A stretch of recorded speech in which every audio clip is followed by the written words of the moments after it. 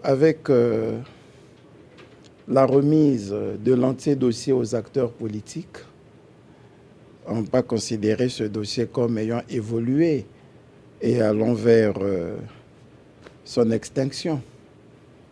Ce qui me gêne plus dans l'affaire, c'est que malgré tous les arguments et tous les documents dont dispose le gouvernement, les Congolais continuent à faire plutôt confiance aux spéculations et à l'oralité, aux propos qui auraient été tenus par les uns et les autres. Comme je l'ai dit hier devant le Parlement, on ne peut pas opposer une intervention, un témoignage oral à un témoignage écrit.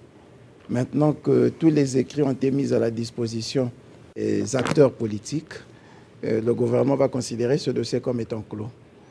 Et ce qui gêne en plus, c'est que les Congolais viennent encore de nous donner la preuve qu'ils aiment consommer ce qui vient de l'étranger, au détriment de ce qu'ils produisent eux-mêmes. Voyez-vous, nous avons des acteurs politiques qui, pour conforter leur thèse, se sont appuyés sur des messages qu'ils auraient lus sur des sites d'information étrangers. Et dans ce bottin, vous remarquerez que nous avons joint, comme par bonheur, les informations que nous tenons de l'Agence congolaise d'information. Parce que si on peut préférer un témoignage rapporté par une chaîne de télévision étrangère au détriment des informations qui sont données par la télévision congolaise ou Radio Congo, ne pouvaient pas voir leurs informations contredites ou défiées au profit des chaînes étrangères.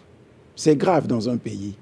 Ce déni du patriotisme est grave, indépendamment des querelles politiciennes. Mais comme je le disais, vous avez tout ce que nous faisons retranscrit.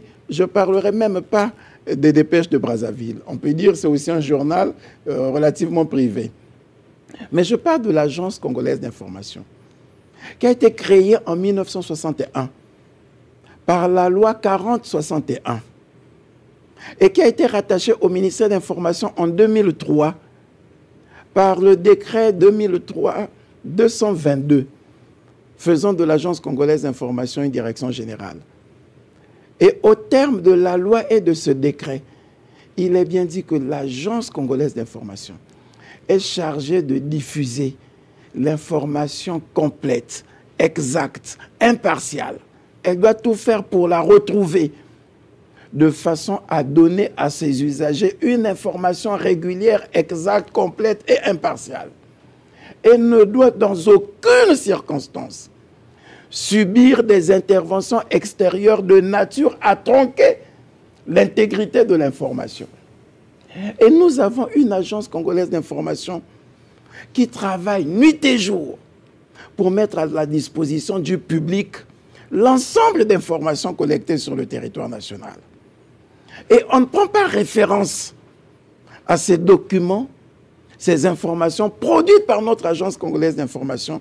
On va nous prendre en référence et dans des instances importantes des propos issus des sites parfois sulfureux, au motif que sur tel site d'information, j'ai lu ceci, donc ça vaut plus que ce qui est donné par notre agence congolaise d'information. Non, j'ai tenu, en mettant à la disposition des acteurs politiques l'entier dossier, de leur rapporter, y compris les publications de l'Agence congolaise d'information.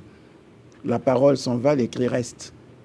Et ici, ils verront comment ont été transmises toutes les informations liées à ces accords et même aux accords que nous avons signés avec d'autres pays.